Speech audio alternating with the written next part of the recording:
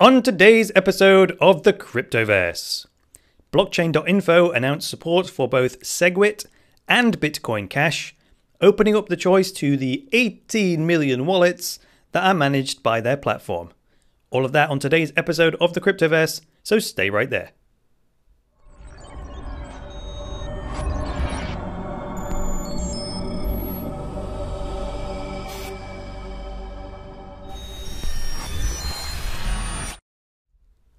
Hi there guys, welcome to the latest episode of the Cryptoverse, your regular dose of news and commentary on Bitcoin, cryptocurrencies and blockchains.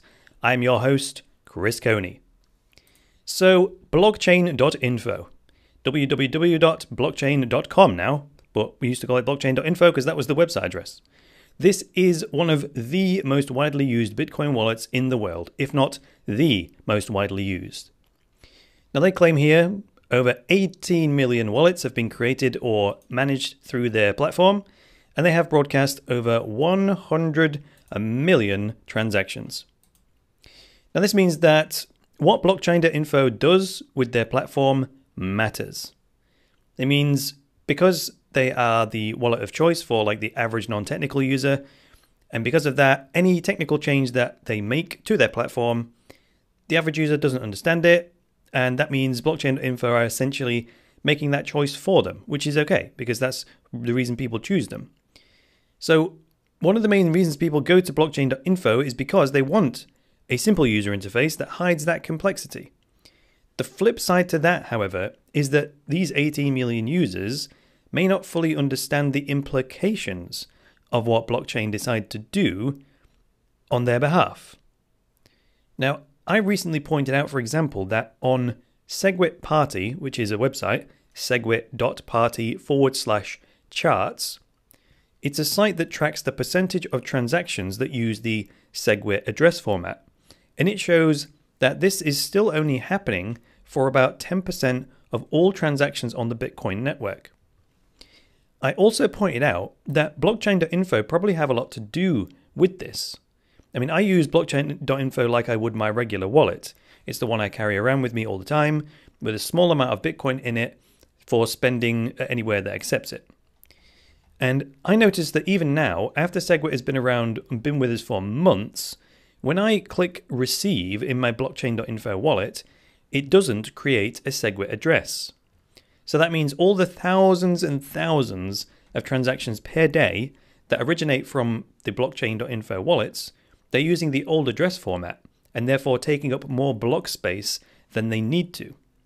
Now this is especially important right now when BTC.com, down in the bottom right hand corner here where it shows their network stats, is reporting a pool of unconfirmed transactions that totals 92 megabytes.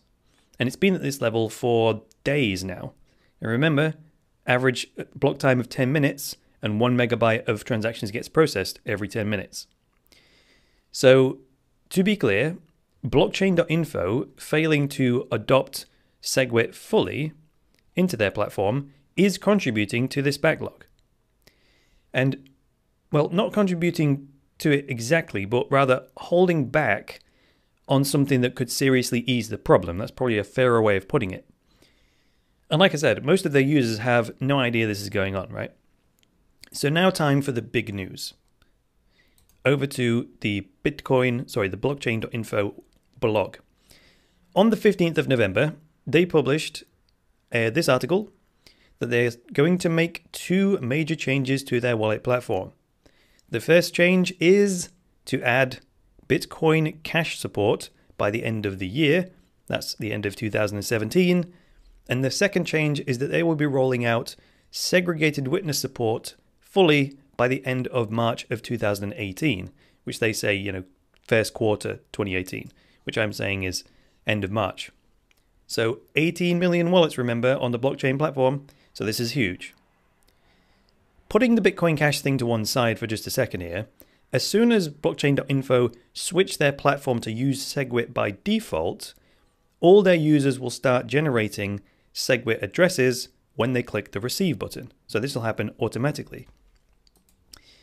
Now this will do the whole Bitcoin ecosystem some good in terms of these transaction backlogs since blockchain.info will no longer be this big source of old-style transactions that take up more block space. That's still 4 months away, which is, frankly, it's an eternity in the Bitcoin world, but at least now we are no longer in the dark about this. Now I'm going to slightly contradict myself. I said that the average blockchain.info user comes to them because they want a simple interface and then for blockchain.info to hide the complexity. Well, by the end of this year, all those users are going to see a third cryptocurrency appear in their blockchain.info wallet. Blockchain.info already supports Bitcoin and Ethereum, but one day you will log in and then you'll have a place to store your Bitcoin Cash as well. This will have many repercussions. One of the most important being that suddenly millions of people who may never have even heard of Bitcoin Cash before will discover it for the first time. Another implication is that some users might accidentally try and send from their Bitcoin wallet inside blockchain to their Bitcoin Cash address, right? I think the blockchain developers will catch this and then prevent it from happening within the interface, but they can't prevent a user from accidentally sending from an external Bitcoin wallet and then trying to receive it into their Bitcoin Cash wallet in blockchain.info. So this is really down to the Bitcoin Cash developers. I thought there was some talk about changing the address format for Bitcoin Cash so that there was a clear distinction between Bitcoin and Bitcoin Cash addresses, but that seems to have gone quiet. So in conclusion then, I bet one of the reasons why blockchain.info have given themselves several months to make these changes is not just about software development, but rather to get their support team ready. And I can see them receiving like a tidal wave of support tickets from confused users asking things like, what is this Bitcoin Cash? Or I sent my Bitcoin to the cash address by accident, and so on. On a more abstract level, the question is whether they are doing the right thing here by giving their users the choice between Bitcoin and Bitcoin Cash. And it's not an either or choice, of course. The blockchain platform can be used to manage both. Now, blockchains say in this post that it is due to user demand. The way they put it is Bitcoin Cash has proven strong demand in our view, it says. Market demand for Bitcoin Cash has proven strong, it says. So this is on the more abstract level.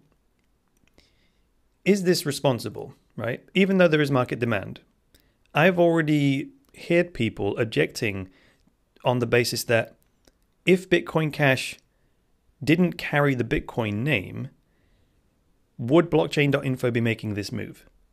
This is the key question. You could argue that Litecoin has been around so much longer than Bitcoin Cash, yet blockchain.info haven't given any indication about supporting Litecoin, have they? You know, the contention around the quote, hijacking of the Bitcoin logo and brand name is something that comes up a lot in online discussions these days. Someone even said to me, they said, how would you like it, Chris, if someone hijacked your brand and your company name? And my response was, that's an invalid example, on the basis that I am an individual with 100% ownership of a private company. The Bitcoin network, the name, the brand, the logo, they're all reasonably considered to be public property and thus not owned by any individual by definition. Right? That's why everyone loves it. But as ever, there are two sides to every coin, meaning the lack of private ownership means anyone can take the name and repurpose it however they want. I'm personally fine with this because I believe the benefits to having a public network like Bitcoin is worth the friction caused by any so-called hijackers, because I trust the free market to make the best decision through crowdsourced wisdom, let's call it. That is, of course, if everyone is allowed to communicate openly without the fear of censorship. So thanks very much for joining me today, guys. If you like this episode, go ahead and hit that like button. And if you're new around here, get subscribed. If you're watching this on YouTube, hit the bell so you'll get notified whenever I produce a new video. And if you would like access to my very best material, visit my website, cryptoversity.com, Go over to the courses section where you'll find a range of my step-by-step online courses that will teach you everything from the basics of Bitcoin right through to how to make and save money with Bitcoin. So that's all for today. I'll be back on Monday with another episode of the Cryptoverse. So until then, it's me, Chris Coney, saying bye for now.